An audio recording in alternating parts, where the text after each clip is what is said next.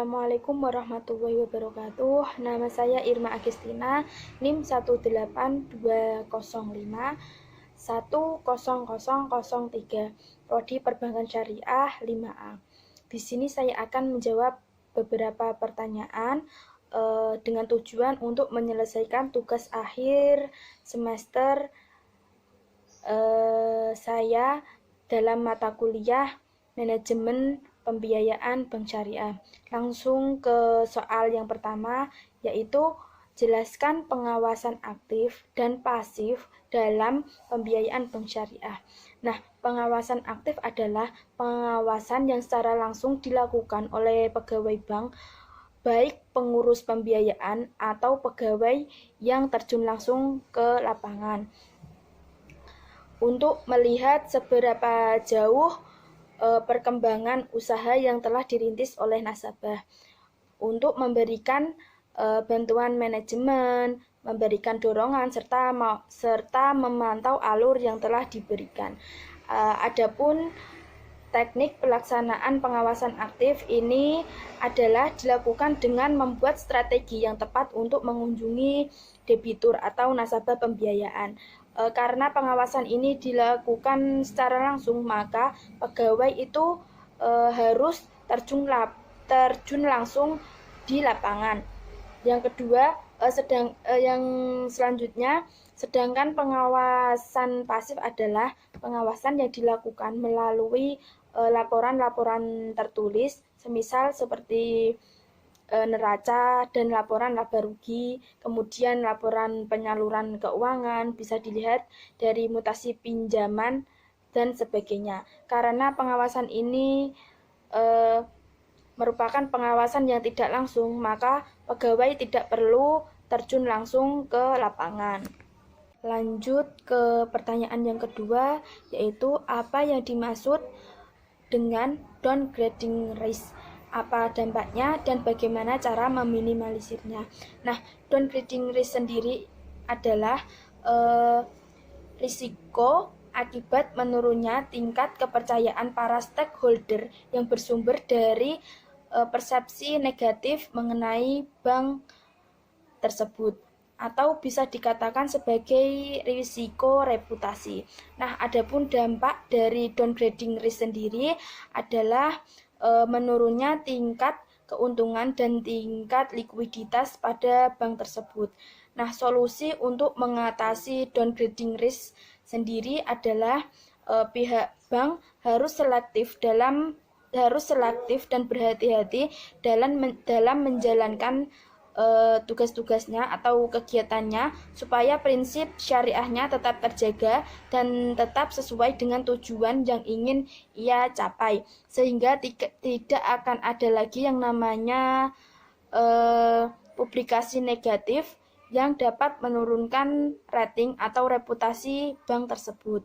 Pertanyaan yang nomor 3 adalah sebutkan jenis pembiayaan sindikasi dan bagaimana prosesnya. Nah, untuk pembiayaan sindikasi sendiri adalah jenis pembiayaan yang dilakukan oleh lebih dari satu lembaga keuangan atau perbankan terhadap satu objek pembiayaan tertentu. Nah, adapun jenis-jenis pembiayaan sindikasi itu ada 3. Yang pertama, lead syndication, adalah sekelompok bank yang secara bersama-sama memberikan pembiayaannya atas suatu proyek yang dipimpin oleh satu bank sebagai leader dalam pembiayaan tersebut. Nah, yang kedua ada club deal, di mana pengertiannya adalah sekelompok bank syariah yang secara bersama-sama memberikan pembiayaan terhadap satu proyek, tetapi antara bank satu dengan bank lainnya itu tidak memiliki hubungan kerja atau bisnis yang sama dalam hal penyatuan modal mereka. Nah, yang ketiga ada sub-syndication, artinya bentuk sindikasi antara satu bank dengan salah satu bank peserta sindikasi lainnya, dan kerjasama bisnis antar keduanya tidak berhubungan langsung dengan peserta sindikasi lainnya. Nah, adapun proses pembiayaan dalam pembiayaan sindikasi, yang pertama ada borrower mengajukan pembiayaan kepada bank. Kemudian bank akan menganalisis pembiayaan term dan condition. Yang kedua, berdasarkan negosiasi, bank akan memberikan jawabannya dalam bentuk offer letter. Nah, offer letter sendiri ini bisa berupa surat penawaran yang disertai dengan persetujuan ataupun bisa berupa surat penawaran saja. Nah, yang ketiga, apabila offer letter yang berlaku sebagai surat penawaran dan persetujuan dan kemudian borrower menyetujuinya, maka akan menjadi surat mandat yang diberikan oleh pihak bank. Nah, yang selanjutnya, bank melakukan invitation pada bank-bank tersebut. Yang kelima, setelah bank tersebut setuju untuk menjadi anggota sindikasi, selanjutnya adalah mengalokasikan penyertaan final dari peserta tersebut.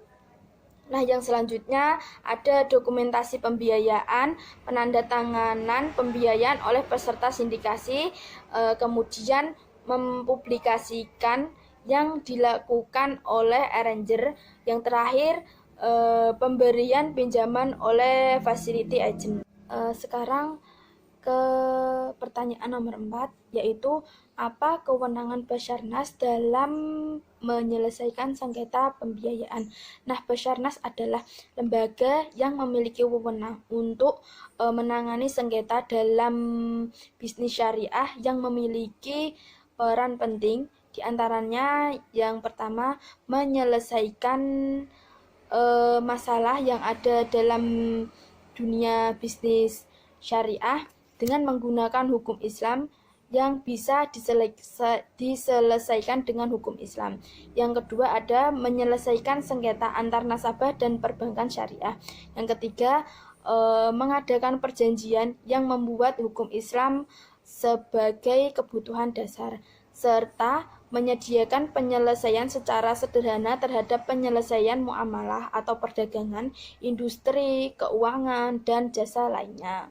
Beranjak ke pertanyaan yang nomor 5, yaitu persaingan pembiayaan sangat ketat dengan hadirnya pembiayaan online baik bank syariah maupun konvensional. Nah, bagaimana strategi bank syariah dalam menghadapi persaingan pembiayaan online? Nah, strategi bank syariah bisa dilakukan dengan cara yang pertama, memberikan kemudahan akses dalam memberikan produk dari bank syariah tersebut. Yang kedua, memberikan promosi dengan menyertakan pemberian hadiah sehingga nantinya dapat menarik nasabah untuk menggunakan produk tersebut. Nah, yang ketiga, melakukan pengembangan fintech untuk memenuhi kebutuhan dan keinginan masyarakat yang saat ini semakin kompleks.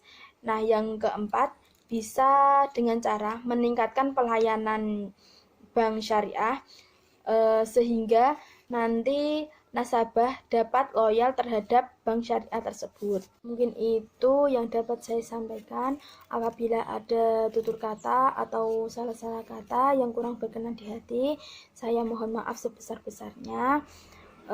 Saya Irma Agustina izin pamit undur diri. Wassalamualaikum warahmatullahi wabarakatuh.